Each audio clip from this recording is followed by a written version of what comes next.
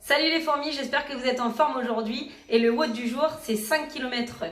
Si vous ne vous sentez pas capable de courir 5 km, vous allez pouvoir courir 3 km ou bien vous allez pouvoir courir entre 20 à 30 minutes. Et si vous ne vous sentez pas capable de courir ou vous ne pouvez pas courir, vous pouvez marcher entre 20 à 30 minutes. Mais attention, vous devez rester encore aux alentours de 1 km de chez vous.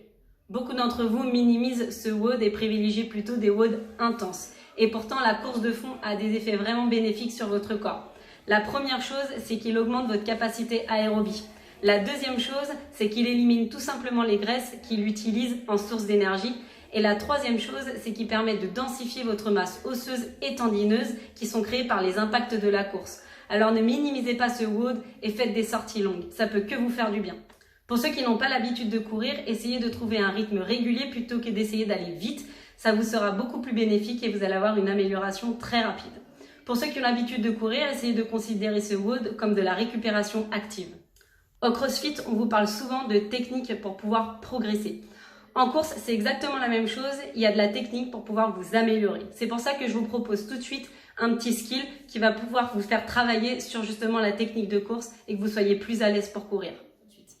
Pour le premier mouvement, ça va être un déroulé du pied, c'est pour vous échauffer les mollets et la voûte plantaire.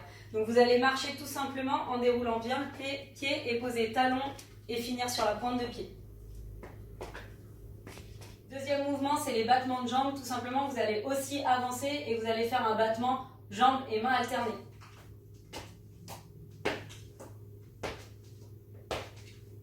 Deuxième gamme, les talons-fesses. Ce qu'on veut sur les talons-fesses, c'est pas que vous ayez les fesses en arrière, il faut que vous ayez toujours le ventre serré et on vient toucher tout simplement ses talons avec ses fesses. La quatrième gamme, ça va être les montées de genoux. Ce qu'on va chercher sur les montées de genoux, c'est de garder le buste droit avec les abdos serrés et non le buste qui se penche vers l'arrière. La deuxième chose, c'est l'utilisation des bras qui va nous servir pour garder l'équilibre et aussi dans la course, ça donne ça. Autre chose, on va aussi chercher à rebondir vraiment dans le sol et garder les pieds sous les fesses. La cinquième gamme, ça va être tout simplement des pas chassés.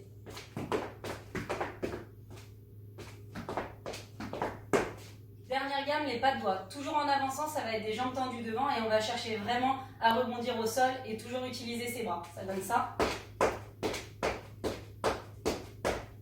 À vos baskets les fourmis, c'est à vous de jouer et n'oubliez pas de regarder en dessous la vidéo, vous avez tout le descriptif du warm-up avec la mobilité.